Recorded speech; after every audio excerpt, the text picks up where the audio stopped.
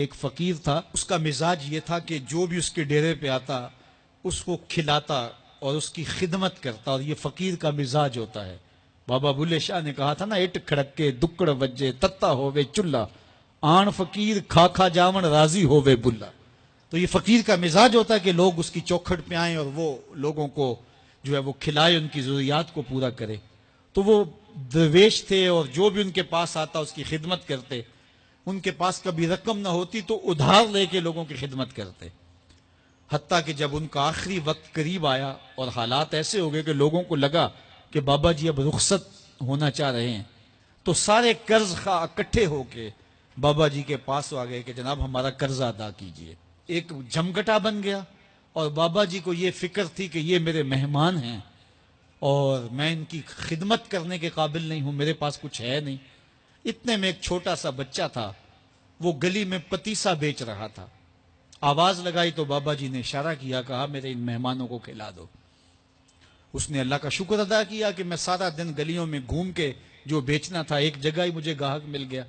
اس نے مہمانوں کو سارا کھلا دیا اور بابا جی سے کہا کہ پیسے۔ تو بابا جی کہنے لگے بیٹا بیٹھ جاؤ۔ بیٹا بیٹھ گیا۔ تھوڑی دیر کے بعد اس نے پھر کہا کہ بابا جی پیسے۔ تو بابا جی نے کہا یہ سارے پیسے لینے والے بیٹھے ہیں، جب ان کو دوں گا تو آپ کو بھی دے دوں گا، آپ بھی بیٹھ جائیے۔ تو وہ یتیم بچہ تھا، اس کی بیوہ ماں نے اس کو تھوڑا سا پتیسا تیار کر کے دیا تھا، وہ روزانہ صبح دیتی تھی، وہ بیچ کے آتا تھا، اس سے گھر کا چولہا جلتا تھا۔ تو اس نے جب دوسری مرتبہ کہا کہ بابا جی پیسے، تو بابا جی نے کہا بیٹھ جاؤ، جب ان کو ملیں گے بیٹے آپ کو بھی دے دیں گے۔ تو اس بچے نے رونا شروع کر دیا کہ میرے گھر کا تو چولہا انہی سے جلتا ہے اور میری ماں میرا انتظار کر رہی ہوگی۔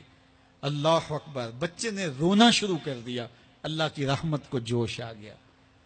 کوئی شخص بابا جی کے لیے نذرانہ لے کے آ گیا، وہ تھیلیاں پیش کی، بابا جی نے بچے کو دیا، جتنے بھی قرض خواہ تھے سب کو دیا اور شکریہ ادا کیا۔ کہا جاؤ۔ وہ سارے قرض خواہ بولے ہم صبح کے بیٹھے ہوئے تھے، یہ نذرانے والا پہلے کیوں نہیں آیا؟ کہا پہلے تم میں کوئی رونے والا نہیں تھا، ایک رونے والا آیا، سب کا کام بن گیا۔ کسی ایک کے آنسو، اجتماعی دعا کا، اجتماعی توبہ کا یہی فائدہ ہوتا ہے کہ کسی ایک کا کام بن جائے۔ یہ تجارت میں اصول ہے کہ جب کوئی کسی کو آپ سودا دے نا تو اس میں کوئی خراب چیزیں چلی جائیں تو یا تو وہ سارا قبول کرے یا سارا رد کر دے۔ تو اللہ جب قبول کرتا ہے اجتماعی طور پہ، پھر ساروں کو قبول کر لیتا ہے۔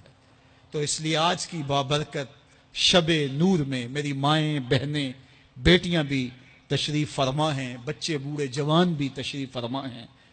تو کسی ایک کے آنسو اللہ کو قبول ہو گئے، کسی ایک کی زبان سے نکلا ہوا جملہ اس کی بارگاہ میں قبول ہو گیا، تو میرے جیسے گناہگاروں کا بھی کام بن جائے گا۔